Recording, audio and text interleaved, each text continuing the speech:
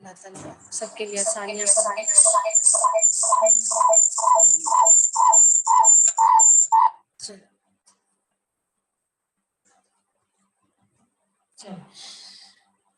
سورہ زحا، قسم ہے چاشت کے وقت کی اور قسم ہے رات کی جب چھا جائے، نہ تو تیرے رب نے تجھے چھوڑا ہے اور نہ وہ بیزار ہو گیا ہے، یقیناً تیرے لیے بعد کا دور پہلے دور سے بہتر ہوگا۔ یعنی آپ دیکھیے نبی صلی اللہ علیہ وسلم کا جو پہلے والا دور ہے، وہ جو آگے والا دور ہے، اللہ تعالیٰ نے ان کو پہلے دور میں حضرت آمنہ بھی لے لی، پھر اس کے بعد ان کے والد بھی لے لیے، ابو طالب بھی لے لیے، اور وہ حضرت ان کے دادا حضرت عبد المطلب بھی لے لیے، حضرت خدیجہ بھی لے لی۔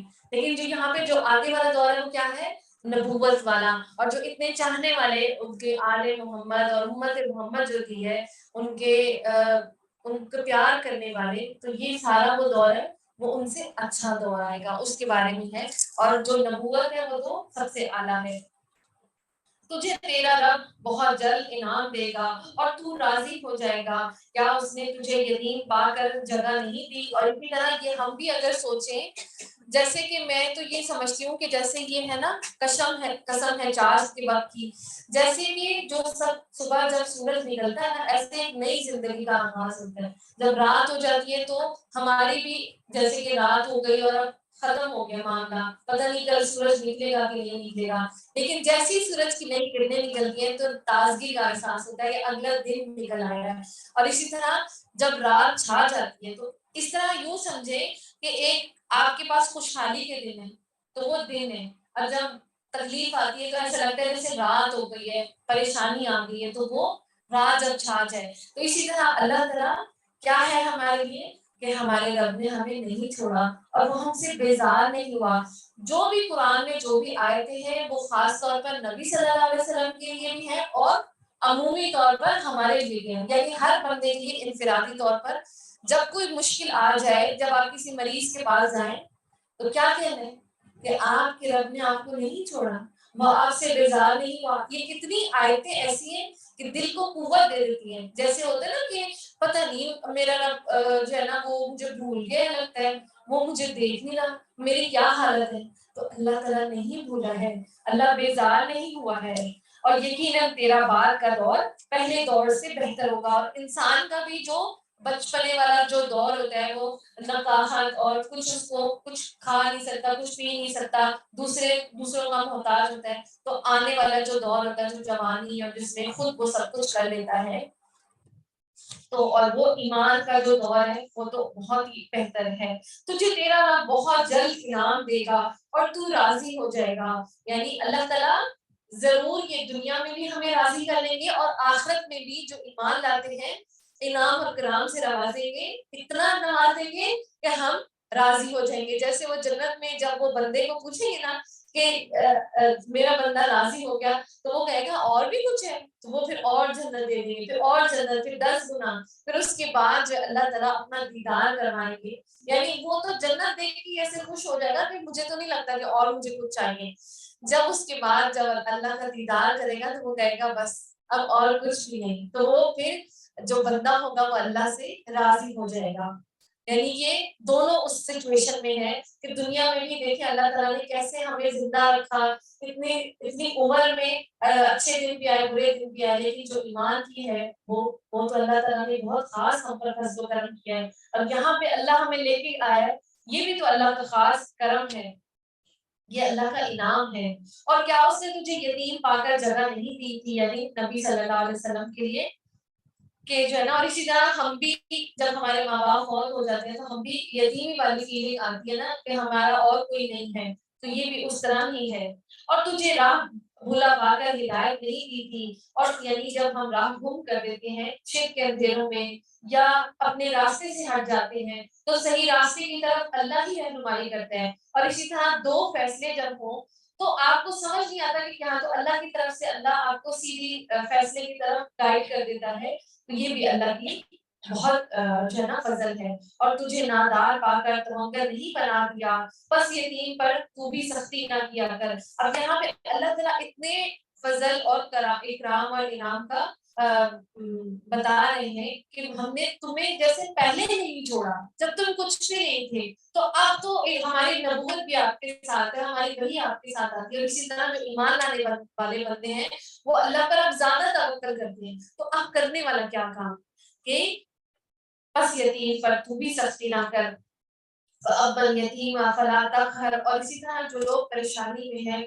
جو لوگ کسی مصیبت میں ہے، تو ان کو کیا چاہیے کہ خاص طور پر یتیم کا جو ہے نا وہ خیال رکھیں، اور نہ سوال کرنے والے کو ڈانٹ ڈپٹ کر، وَأَمَّا السَّائِلَ فَلَا تَنْهَرْ، اور سوال کرنے والا صرف غریب یا فقیر ہی نہیں ہے، ہر وہ بندہ جو سوال کرتا ہے، جیسے کہ کچھ لوگ جو ہے وہ ریسیپی کا بھی پوچھتے تھے پرانے زمانے میں، تو وہ لوگ نہیں بتاتے تھے کہ ہمارے اس کو وہ ٹپس نہ پتا چل جائیں، تو اب تو اللہ کا شکر ہے وہ نیٹ پہ بہت سارے لوگ خود ہی بتاتے ہیں۔ سوال کرنے والا ہر بندہ سوال، جیسے کوئی آپ سے علم کی بات پوچھ لے کہ ذرا مجھے زکوٰۃ کے بارے میں بتا دیں، یا کلمہ بتا دیں، یا قرآن کی یہ آیت مجھے سمجھ نہیں آ رہی، تو وہ سوال کرنے والا، لیکن آپ نے بیجا سوال نہیں کرنا، ٹھیک ہے؟ جس طرح جو فضول سوال جو ہے وہ نبی صلی اللہ علیہ وسلم کو اور اللہ تعالیٰ کو پسند نہیں تھے، اور اسی طرح جو سوال ہے وہ آدھا علم ہے، جو لوگ سوال کرتے ہیں علم حاصل کرنے کے لیے تو ان کو اللہ تعالیٰ علم دے دیتا ہے، ٹھیک ہے؟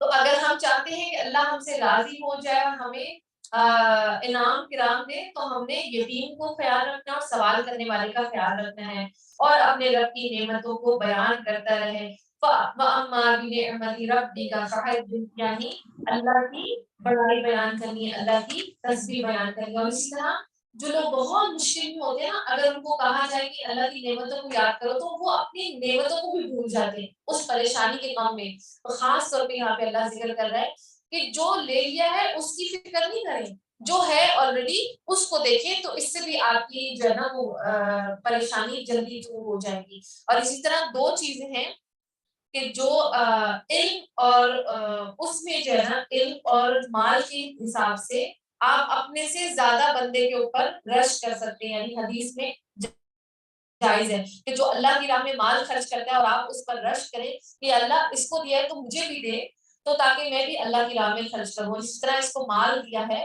تو اس کو مجھے بھی مال دے تو میں خرچ کروں، لیکن جو دوسری چیزوں میں دیکھنا ہے وہ دیکھنا ہے نیچے طبقے کو، کہ اللہ تعالیٰ اس چیز یہ اتنا غریب ہے، یہ نہیں ہے کہ آپ جو ہے وہ بڑے کو دیکھیں کہ اس کے تو اتنے اچھے کپڑے میرے پاس تو ہے نہیں، تو اس سینس میں چھوٹے لوگوں کو دیکھنا ہے، ٹھیک ہے؟ ہاں جی، صرف دو چیزوں میں آپ اپنے سے اوپر کو دیکھیں گے اور باقی چیزوں میں اپنے سے کمتر کو دیکھیں گے، تبھی آپ اپنی نعمتوں کو جان سکیں گے۔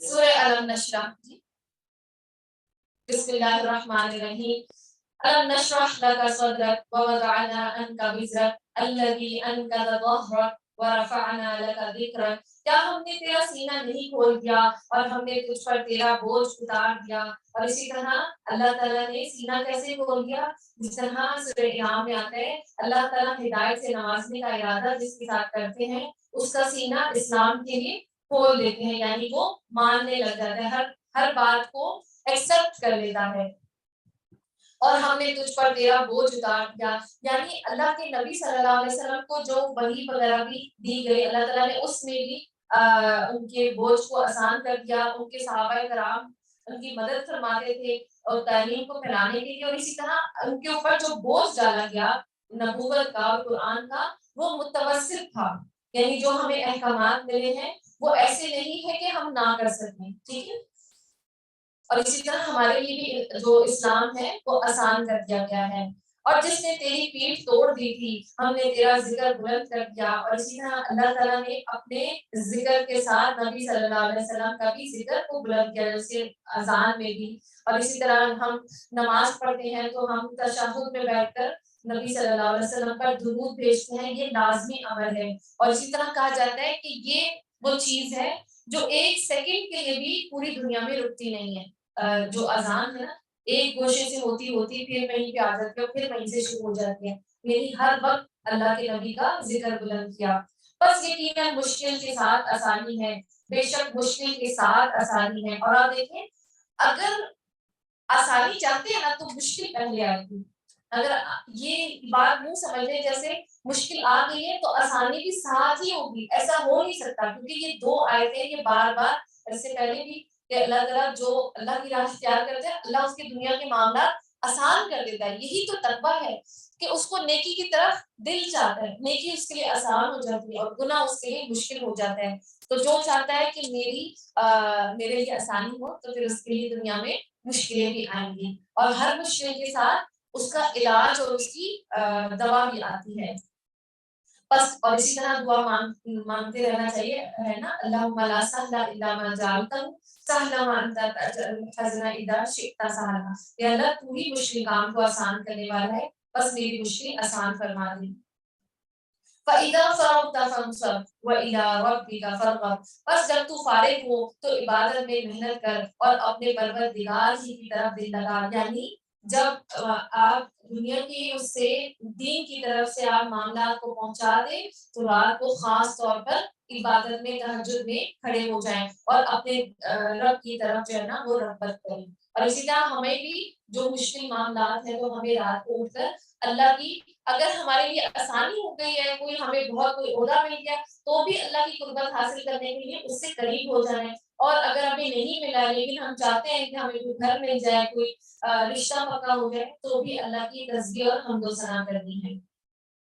سورہ تین, بسم اللہ الرحمن الرحیم, والتین والزیتون وطور سینین وہذا البلد الامین لقد خلقنا الانسان فی احسن تقویم. قسم ہے انجیر اور زیتون کی اور طور سینا کی اور اس امن والے شہر کی. کہا جاتا ہے کہ اللہ تعالیٰ یہاں پہ انجیر اور زیتون کی قسم کھا رہے ہیں, جیسے جو بیت المقدس ہے نا وہاں کا جو زیتون ہے وہ بہت جو ہے اعلیٰ قسم کا ہے. اسی طرح وہاں پہ حضرت عیسیٰ علیہ السلام پیدا ہوئے, اور طور سینا یعنی جہاں پہ حضرت موسیٰ علیہ السلام سے اللہ تعالیٰ نے کلام کیا. وہذا البلد الامین, امن والے شہر یعنی مکہ جہاں پہ حضرت محمد صلی اللہ علیہ وسلم مبعوث فرمائے گئے. ان تینوں جگہوں کی قسم کھا کر اللہ تعالیٰ کیا بتا رہا ہے, لقد خلقنا الانسان فی احسن تقویم. بے شک ہم نے انسان کو, یعنی قسم پہ قسم پہ قسم اور اس کے بعد لقد, کہ دوبارہ جو ہے نا کہ کوئی شک نہیں, اللہ تعالیٰ نے انسان کو بہترین خلقت میں پیدا کیا. یعنی جس طرح وہ خوبصورت نظر آتا ہے, جس طرح اس کو ہونا چاہیے تھا اسی شکل میں پیدا کیا. جیسے آپ دیکھیں جانور کو دیکھیں, آپ ہاتھی کی سونڈ کو دیکھ لیں یا پرندوں کو دیکھ لیں تو وہ کس طرح اللہ تعالیٰ نے ان کو بنایا. اور اسی طرح مچھلی ہے تو اس کے پاؤں نہیں ہیں لیکن وہ اپنی دم کے ذریعے جو ڈائریکشن حاصل کرتی ہے. تو اگر ہم سوچتے ہیں کہ ہمارے ہاتھ پاؤں دوسری مخلوق کے جیسے ہو جاتے تو شاید پتہ نہیں ہم کیا لگتے.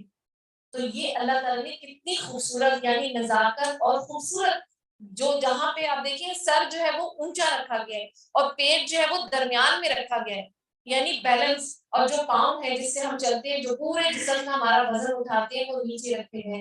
اور آنکھیں اور جو ہمارے جو سارے سینسز ہیں, حواس خمسہ, تو وہ ہمارے چہرے پہ رکھے گئے ہیں. اور دیکھیں جو جب گرمی لگتی ہے نا آپ کو, تو وہ ہمارے چہرے پہ اگر ہم ہوا دینا تو پورا باڈی ہماری ٹھنڈی ہو جاتی. کبھی آپ نے یہ نوٹ کیا کہ ہم اپنی ٹانگوں کو ہوا نہیں دیتے, اپنے پیٹ کو ہوا نہیں دیتے, اپنے منہ کی ہوا کرتے ہیں, کیونکہ وہ جو ہمارا دماغ ہے وہ پوری باڈی کو کنٹرول کرتے ہیں.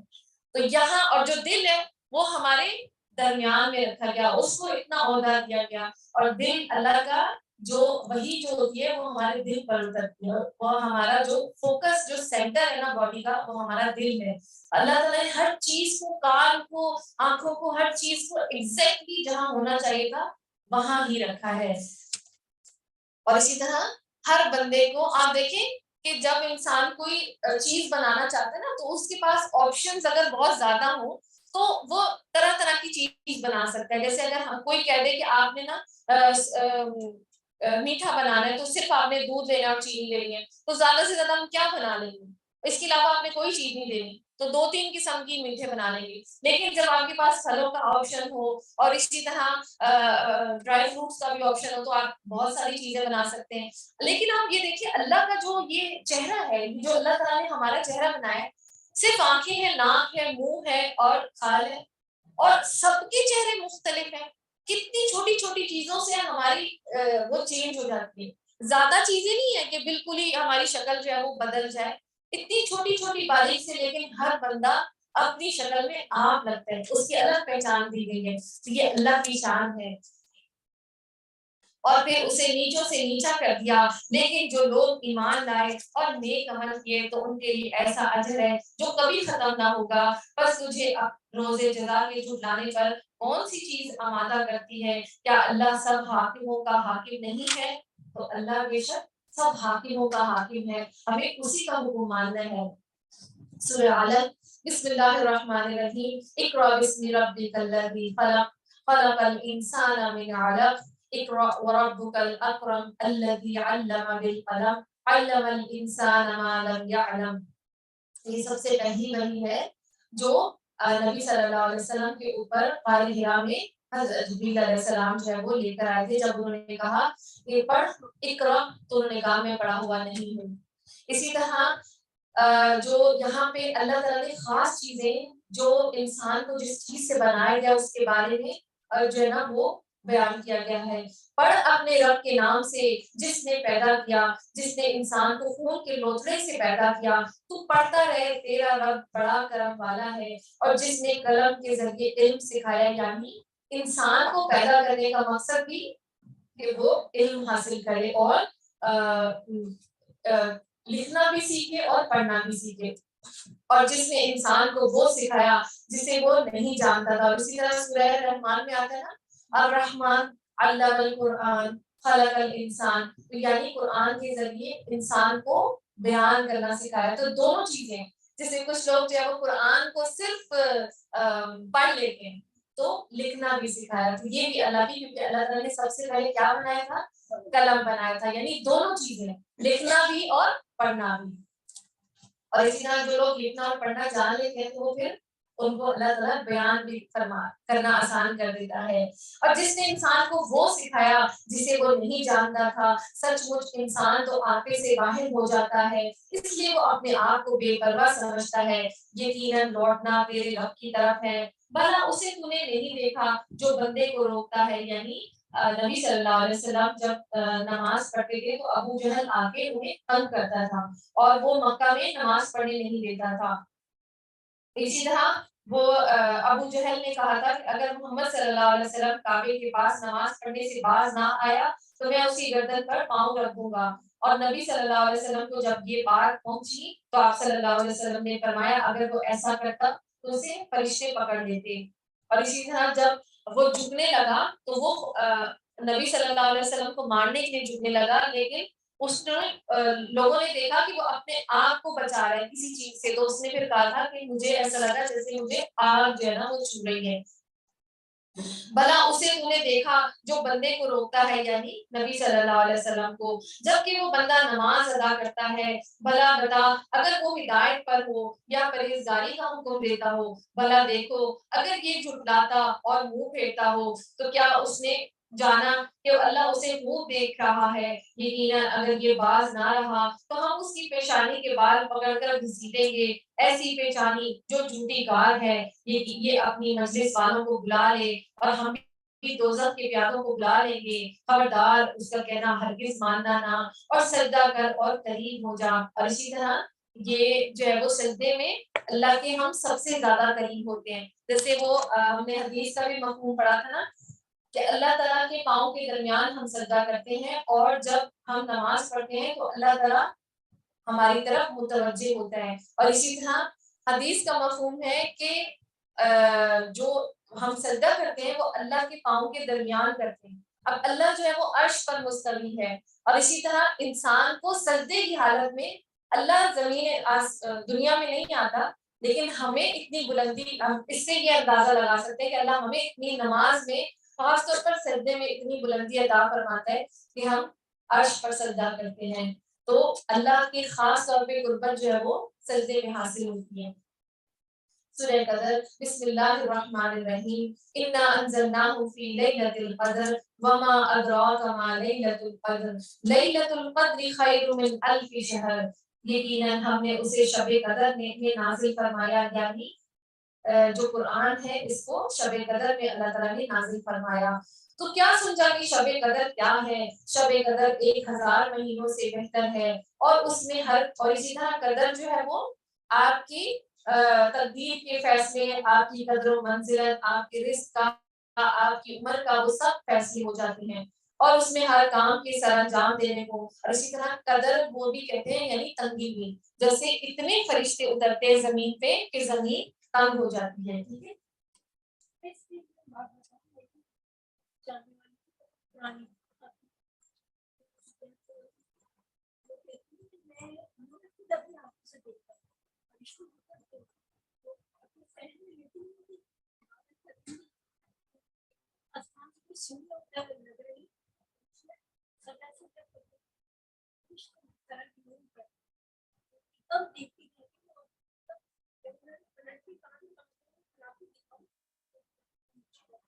یہ اللہ بہتر جانتے ہیں, لیکن اس میں جو ہے نا وہ کوئی شک نہیں ہے کہ جو فرشتے ہیں اور رات کو بھی بہت یعنی کل جو ہے وہ بہت گرمی تھی, بہت زیادہ گرمی تھی, لیکن جب مغرب جیسے ہی شروع ہوئی تو مجھے تو ایسا لگ رہا کہ صرف ٹھنڈک ہو گئی ہے. اور کچھ لوگ کہتے ہیں کہ جو شب قدر ہے وہ 27ویں بھی ہے, لیکن یہ جو ہے نا ہر سال ایک ہی نہیں رہتی, یہ بدلتی رہتی ہے جب اللہ چاہتے ہیں. تو اس کا مقصد یہ ہے کہ اس رات میں پاک راتوں میں ہم اللہ کے لیے بس کھڑے ہو جائیں, اللہ سے دعائیں کریں اور استغفار کریں. اللہم انک عفو تحب العفو فاعف عنی. یہاں پہ فرشتوں کا جو نزول ہے نا وہ اس کی اہمیت کو زیادہ کر دیتا ہے, کہ ورنہ تو فرشتے تو اترتے ہی رہتے ہیں, آسمان میں بارش برساتے ہیں تب بھی فرشتے اترتے ہیں, کسی کی موت کا پروانہ لے کر آتے ہیں تو بھی فرشتے اترتے ہیں, یا لیکن اس رات پہ بہت زیادہ فرشتے اترتے ہیں کہ جو زمین ہے وہ تنگ ہو جاتی ہے اور جیسے کنکر نہیں ہوتے مٹی کے جو ذرے اس طرح اترتے ہیں. تنزل الملائکۃ والروح فیہا بإذن ربہم. اب یہاں پہ ملائکہ میں جبریل علیہ السلام بھی شامل ہیں, لیکن ان کی اس رات کی فضیلت کے اعتبار سے ان کو بھی مینشن کیا کہ حضرت جبریل علیہ السلام بھی اترتے ہیں اپنے رب کے حکم سے, اور جبریل علیہ السلام اترتے ہیں. یہ رات سراسر سلامتی والی ہے, اور یعنی کب تک, اور فجر کے طلوع ہونے تک, یعنی جو رات ہوتی ہے وہ سراسر سلامتی والی ہے صبح تک.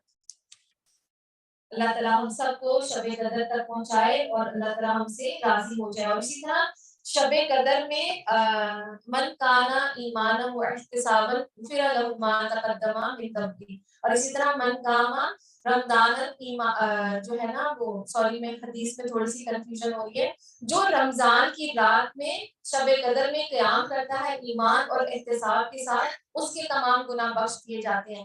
یعنی صرف یہ نہیں ہے کہ آپ نے معافی مانگنی ہے اللہ تعالیٰ سے اور نماز پڑھنی ہے, بلکہ اپنا محاسبہ بھی کرنا ہے, احتساب بھی کرنا ہے. ٹھیک ہے, کہ آپ نے پورا سال جو بھی سال گزارا اس سے آپ اللہ سے معافی مانگیں کہ اللہ جو بھی میرے گناہ ہیں, احتساب کریں, اپنا محاسبہ کریں, اپنے آپ کو چیک کریں کہ میں آج کس اس پہ کھڑی ہوں, کیا صحیح راستے پہ ہوں, کیا کوئی غیبت تو نہیں کرتی, کوئی برائی تو نہیں کرتی. اور اسی طرح اگلے سالوں کے لیے دعا مانگے, اپنی نسلوں کے لیے دعا مانگے. نبی صلی اللہ علیہ وسلم جو ہے وہ اپنی نسلوں کے لیے کشادہ رزق کی دعا نہیں مانگتے تھے کہ بادشاہوں کی طرح میری اولاد کو رزق ملے. ہم لوگ یہ مانگتے ہیں, تو ہمیں اللہ سے اس کی رضا حاصل کرنی ہے, وہ جو سب سے بڑی ہے. ورضوان من اللہ اکبر, اللہ کی رضا سب سے بڑی چیز ہے. سورہ بینہ. بسم اللہ الرحمن الرحیم.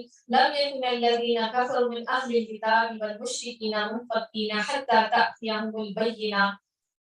اور اہل کتاب کے کافر مشرک لوگ جب تک ان کے پاس ظاہر دلیل نہ آ جائے باز رہنے والے نہ تھے. وہ دلیل یہ تھی کہ اللہ کا ایک رسول جو پاک صحیفے پڑھے جن میں صحیح اور درست احکام ہو. اہل کتاب اپنے پاس ظاہر دلیل آ جانے کے بعد ہی اختلاف میں پڑ گئے اور متفرق ہو گئے. انہیں اس کے سوا کوئی حکم نہیں دیا گیا کہ صرف اللہ کی عبادت کریں اور اسی کے لیے دین کو خالص یکسو رکھیں اور نماز کو قائم کریں اور زکوٰۃ ادا کرتے رہیں. یعنی جو دین ہے وہ سارا کا سارا اللہ ہی کے لیے ہو جائے.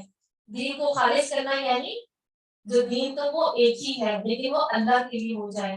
یہی ہے دین سیدھی ملت کا. اور بے شک جو لوگ, اور اسی طرح جو دین میں کچھ لوگ اللہ قرآن میں کچھ مان لیتے ہیں کچھ کا انکار کر دیتے ہیں, تو یہ بھی دین کو ٹکڑے ٹکڑے کرنے والی بات ہوتی ہے.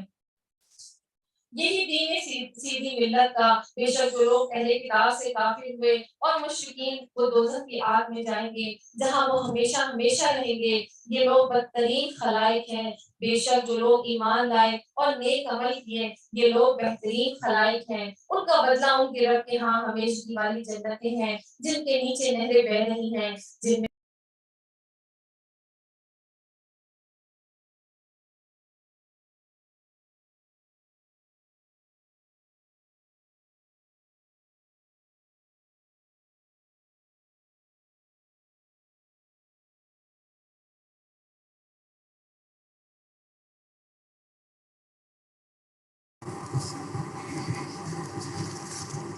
سورہ زلزال. بسم اللہ. اللہ تعالیٰ ہم سب سے راضی ہو جائے اور ہم بھی اللہ سے اللہ تعالیٰ کی ہر معاملے میں ہر فیصلے میں اللہ ہم تیری رضا پر راضی ہیں.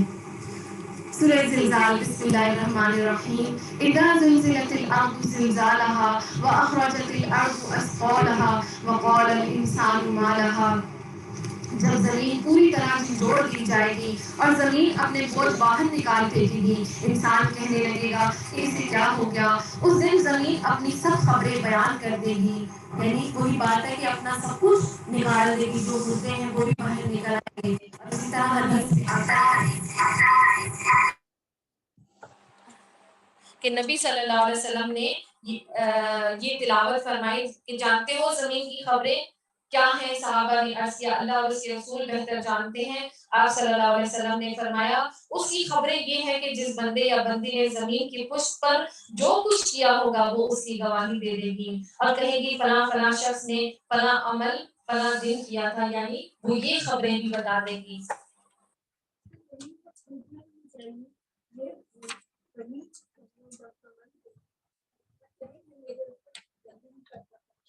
نہیں اچھا اس میں نا محترم حمزہ حاضر بھی کرتے ہیں وہ بھی زمین کے اس پہ ہی ہوتی ہے.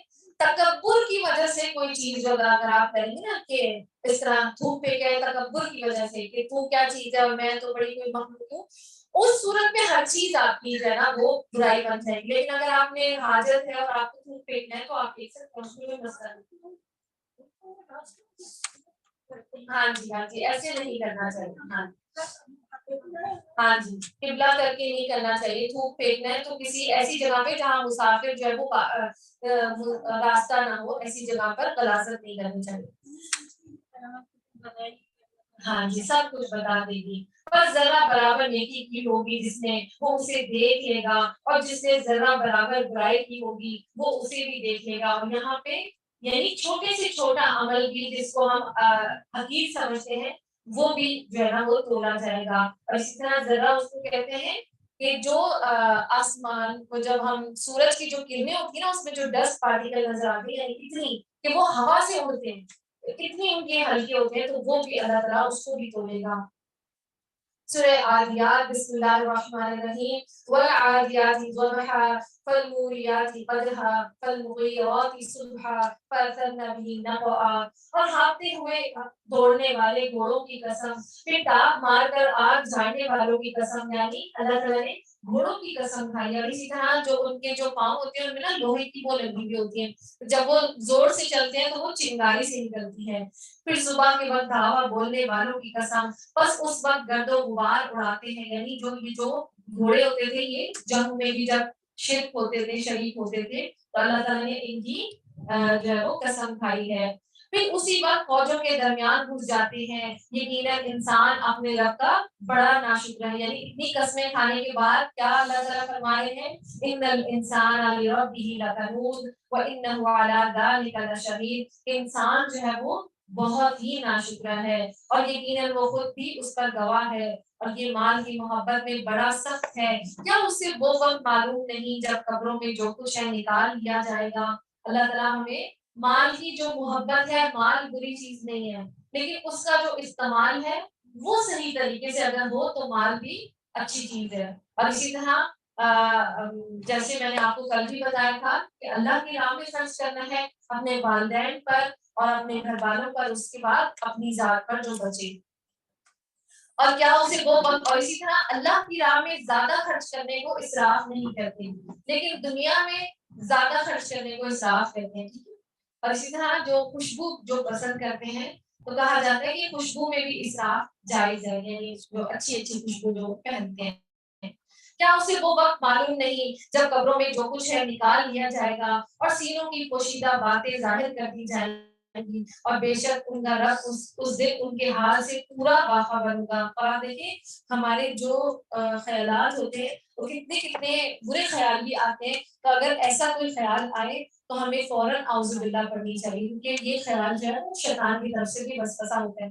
اور اسی طرح صحابہ کرام نے نبی صلی اللہ علیہ وسلم سے حدیث کا مفہوم ہے کہ پوچھا تھا کہ ہمارے دل میں ایسی باتیں بھی آتی ہیں کہ اگر ہم اپنے منہ سے وہ نکالنا بھی پسند نہیں کرتے تو اس پر بھی معوذتین جو ہے نا وہ پڑھنے کا کہا گیا۔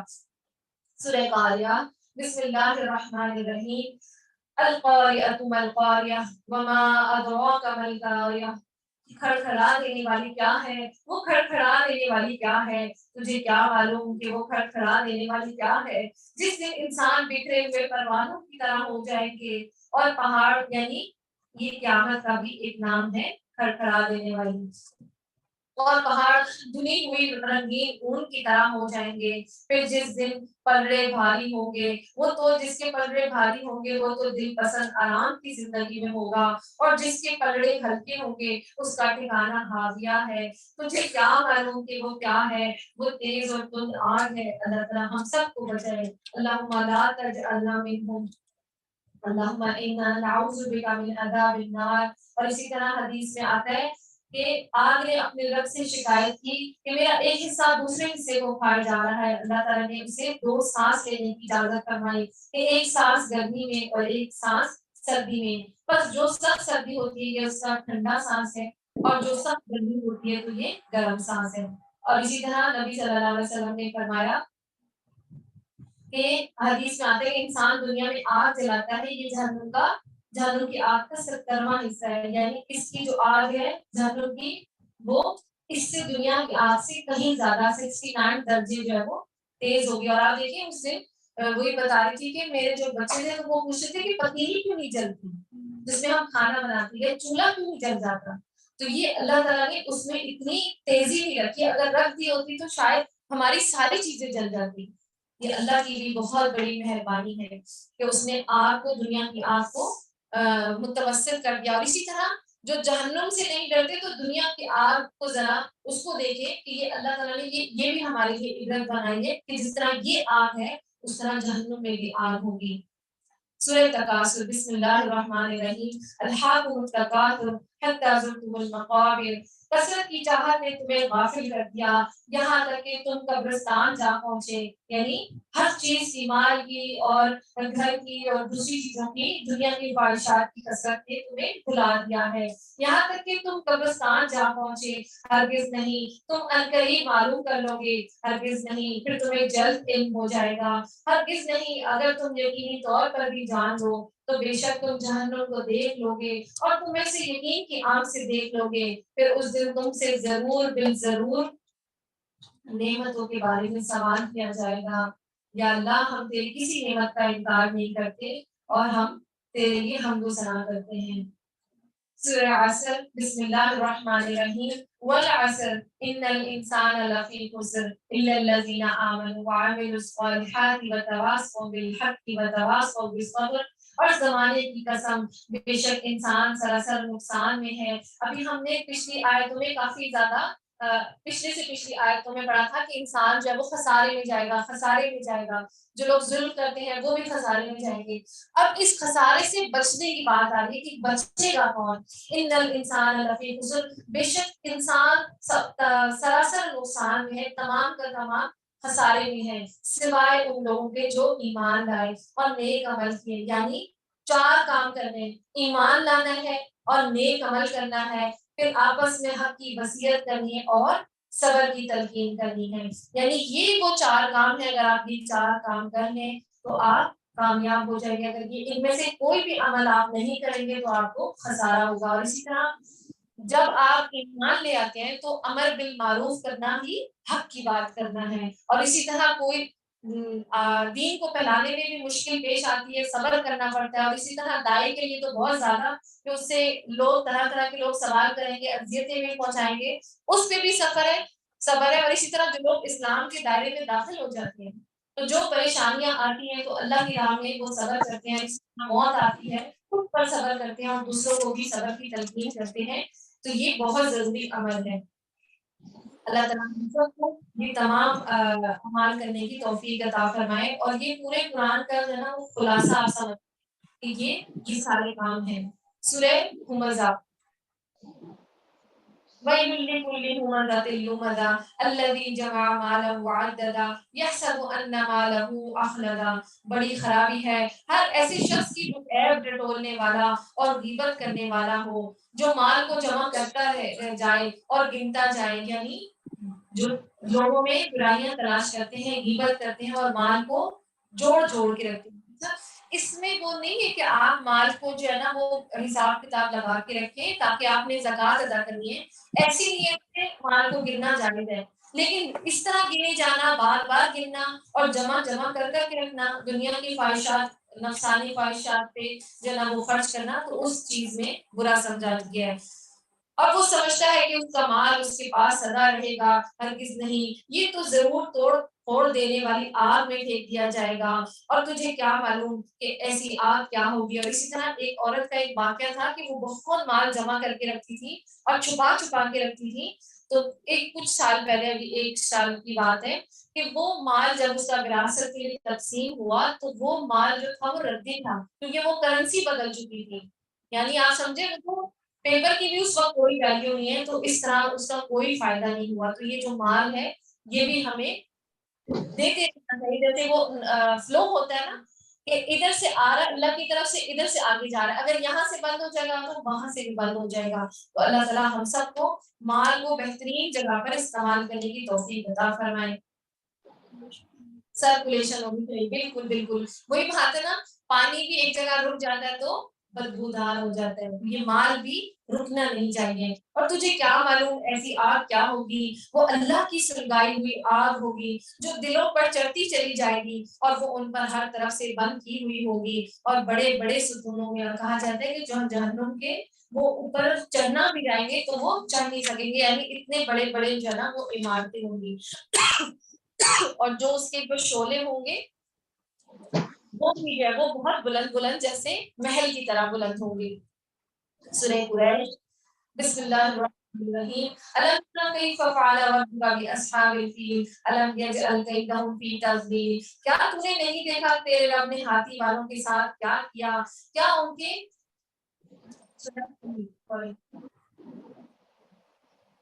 کیا تم نے نہیں دیکھا تیرے رب نے ہاتھی والوں کے ساتھ کیا کیا. کیا ان کے مگر کو بیکار نہیں کر دیا اور ان پر پرندوں کے جھنڈ بھیج دیے جو انہیں پتھر کی کنکریاں مار رہے تھے بس انہیں کھائے ہوئے بھوسے کی طرح کر دیا. یعنی جب حبشہ کا ایک جو گورنر تھا ابرہا نام تھا اس کا اس نے کیا کیا کہ مسلمان جو حج اور عمرہ کرتے ہیں اور اس عمارت کی اتنی زیادہ تعظیم کرتے ہیں تو اس نے سوچا میں بھی جو ہے نا وہ ایک چرچ بناؤ اور لوگ جو ہے اس کو چھوڑ کر اس کی عبادت کریں. تو کسی نے وہاں جا کر غلاظت جو ہے نا وہ لگا دی اور اس پر اس کو غصہ آ گیا اور اس نے کہا کہ میں کعبے کو جو ہے نا وہ ختم کر دوں گا. اس ارادے سے وہ اپنا پورا لشکر لے کر آیا لیکن اللہ تعالیٰ نے جو ہے وہ اس کی حفاظت فرمائی کعبے کی.